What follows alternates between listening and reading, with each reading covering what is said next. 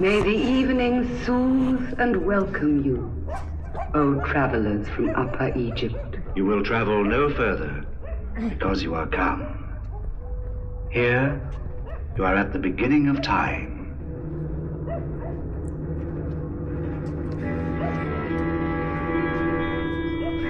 Here was conceived and lived the great week of the creation of the world and the separation of the earth from the waters. You are at the house of the Father.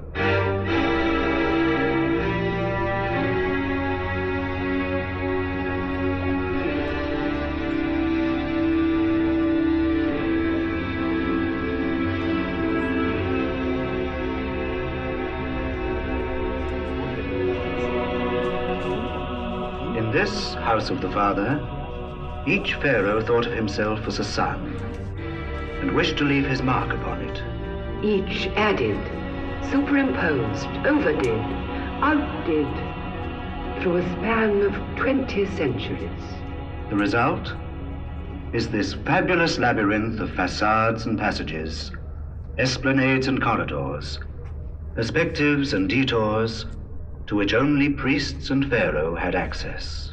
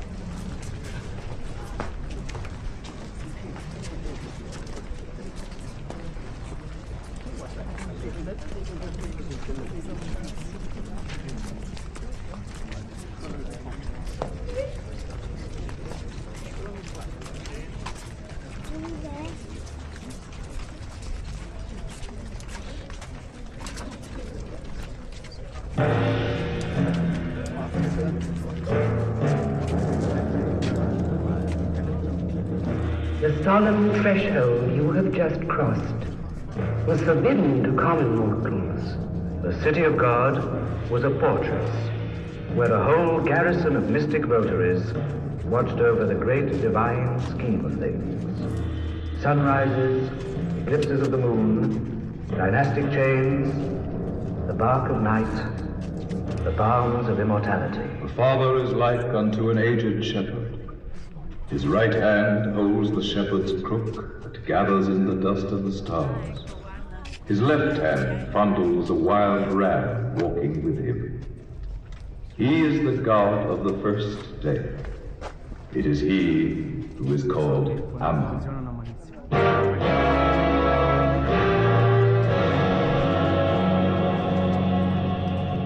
At the very mention of his name, priests bow the head, and mere mortals prostrate themselves in the dust. Sometimes ram and god blend together, and a curly-browed sphinx can be seen leading the flock, like this one that the sculptor has fashioned in multiplicity, the god called Karnak.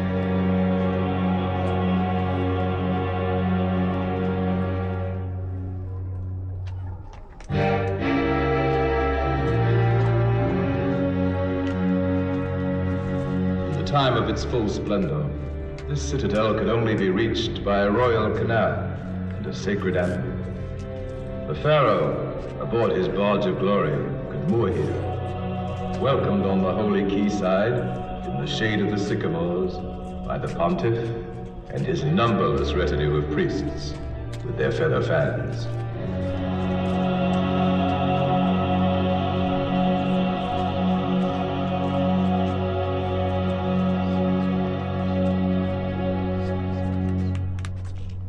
Do not be overwhelmed by the sheer size of these ruins. The citadel that arose here was not designed on the scale of men, but on the grand scale of God, from whom all things flowed. The drought and the flood, the granaries and the plagues, dreams and power, death and survival.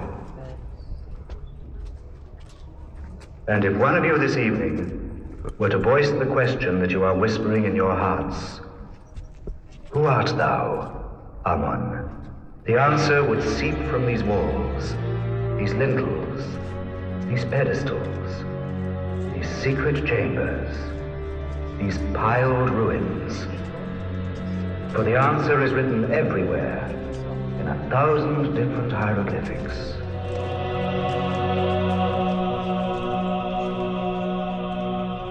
I am the father of fathers, the mother of mothers, and the bull of the 7 celestial kinds. I open my mouth to speak in the midst of silence. I cause to be that men should have a path on which to tread. I open the eyes of all that they might see.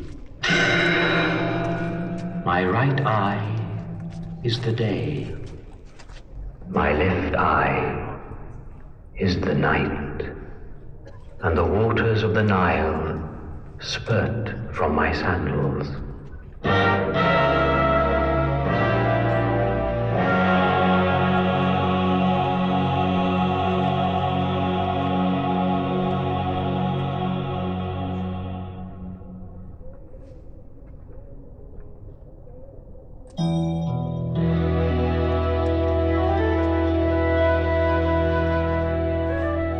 Ammon, the father of all things, had for wife the goddess Mut, who sat a little below him, wearing a royal headdress of vulture feathers. Near to the father and the mother is the son, Hans, standing rigid as a mummy, with a crescent moon picked out upon his oblong head. They made up the Karnak triad, the Holy Family, for whom, and for 2,000 years, ceaselessly, complex fortifications were built by the hands of men.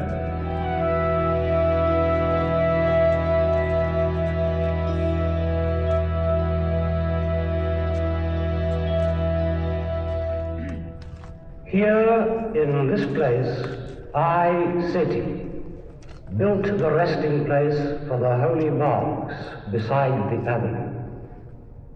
It is made up of 3 contiguous sandstone chapels. The chapel of Ammon's bark is in the center. The chapel of Holmes is to the east. The chapel of Mute to the west. I believe this edifice is worthy of Ammon, and worthy long to bear witness to the glory of Seti II.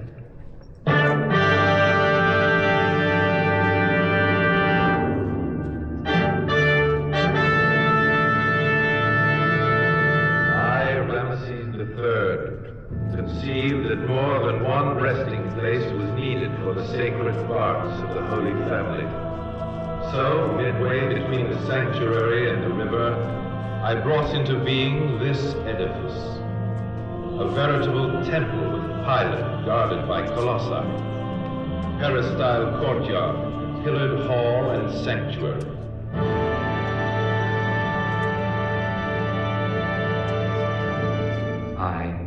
Tutankhamun, the youthful pharaoh who re-established Ammon in all his power and glory after the treachery of my brother. I have left behind me in this courtyard nothing but this calcite sphinx. I,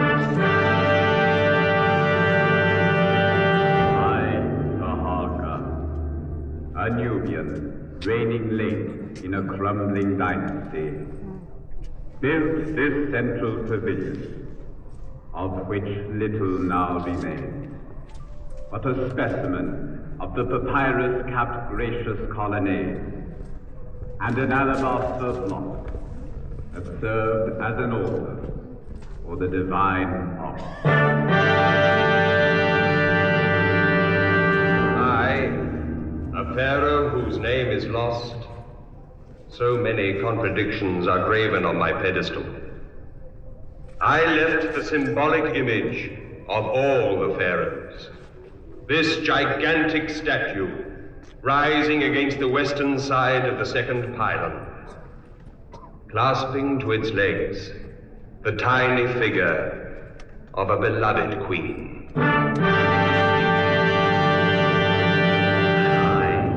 Ramesses II, the grand elder of the Ramessid dynasty, the flame of the 19th dynasty. I claim the honor, more than 3,000 years ago, of having completed this second pylon you are about to pass. At its foot, I place the stela telling of the victory of Kamoses over the Hyksos from the east. 2 of my images watched over the gate of the sanctuary. Only the southern statue has remained intact, but it is enough to keep alive the memory of my august reign. For 67 years, I wore the double crown of Upper and Lower Egypt. 3 royal queens shared my bed. The third was the daughter of the Hittite king, the most powerful monarch of Asia Minor. You may measure the vastness of my empire, but to judge the span of my life, know that after her I married 4 of my own daughters, and that the number of my children was 92 boys and 106 girls.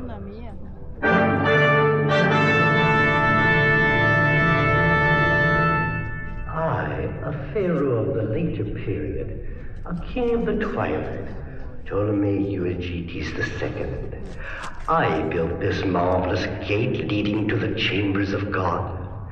The panels are of genuine cedar of the Lebanon, lined with Asian copper.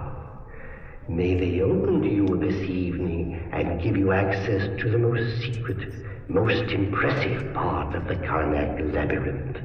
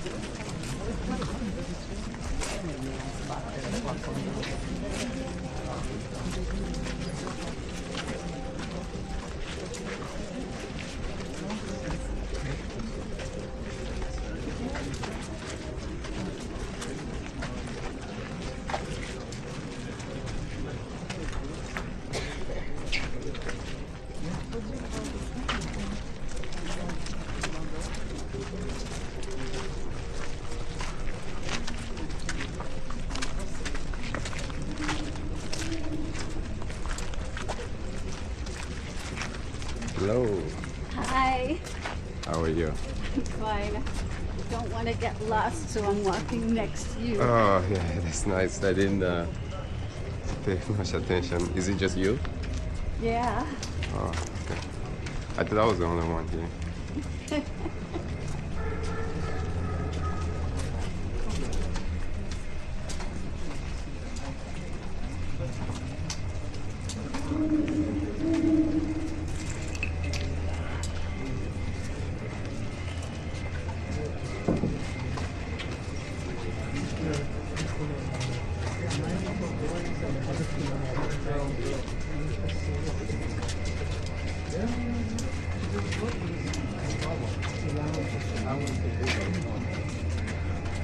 I wore one, so we had to miss a night. Lofty and mysterious as a petrified oasis, this is the dwelling of Ammon. These are the mighty stone organ pipes of Karnak.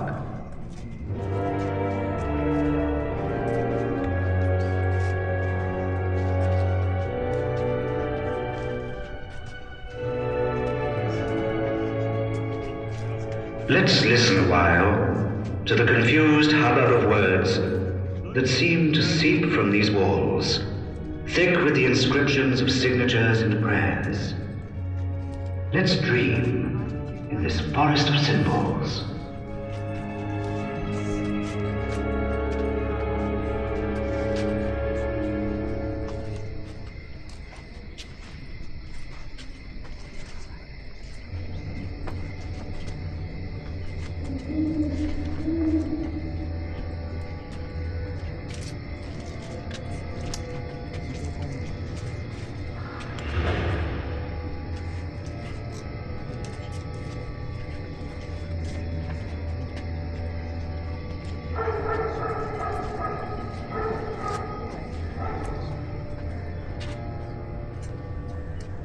The columns are all inspired by the umbelliferous papyrus of the river, which brought to Egypt both its grace and its knowledge. Some of the columns are open, that is to say, their capitals are open, while others are closed, like the flowers in the bud. An Eiffel-style chamber was built by Seti I between the second and third millenniums, and he decorated a large part of the walls and columns with reliefs. The decoration was completed by Ramses II, who used not reliefs this time, but sunken reliefs. This Eiffel-style chamber is the mother of all the three layered basilicas which later were inspired by his hands. The function of this chamber is essentially both religious and imperial. The physical presence of Ammon was there in the form of a statue transported on above, and Pharaoh came here to regenerate his soul, since he reigned over Upper and Lower Egypt, in other words, for the universe, in his quality as Son of Ammon.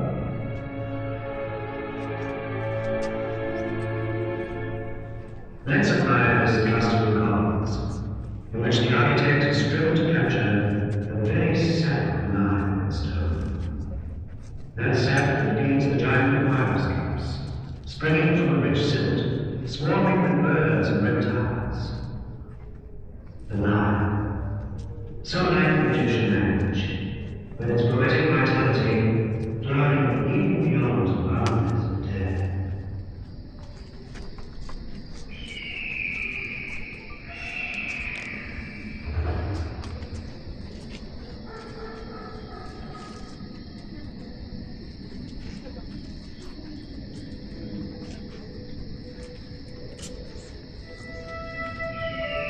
It is dawn. We can imagine the daily awakening of Egypt, as if our hieroglyphics were suddenly to shake themselves from slumber. In the depths of the sanctuary, Ammon the god, the creator, is present in the form of his statue. There is the ceremonial for the opening of his mouth, for the mouth orders both men and events. There are polishings, fumigations, repeated anointings, touchings of the face with a fork of silex and an adze, blessing the hoof of an ox. All these solemn rites have literally incorporated the soul of Ammon in its receptacle of sculptured wood. Pharaoh came into the divine presence this morning. He purified himself in the waters of the sacred lake. He will proceed to awaken the god with his retinue of priests. For the god is still sleeping, as every night, in his tabernacle that is sealed every evening.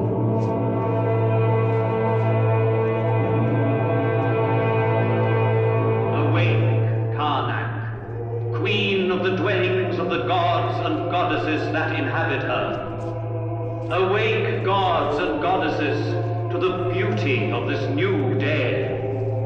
Awake in peace, Ammon, lord of Karnak.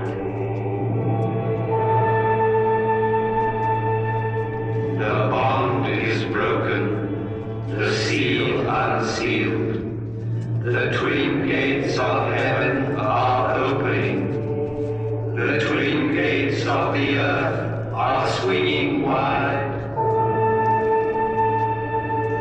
Hail to thee, Ammon, lord of Thebes, lord of lords, master of terror, and king of Ka.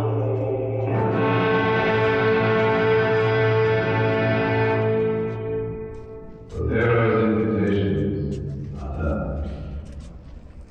The ceremony will continue all day long around the awakening statue, with the assistance of hosts of priests. God will be nourished with incense and libations. The remains of the offerings of meat and wine will naturally serve to feed the priests. After the noon libations, God will be entertained with paints, oils, perfumes, and jewels. And in the evening, after a further purification, the statue will return to its tabernacle, sheltered behind a fresh clay seal applied to the lids.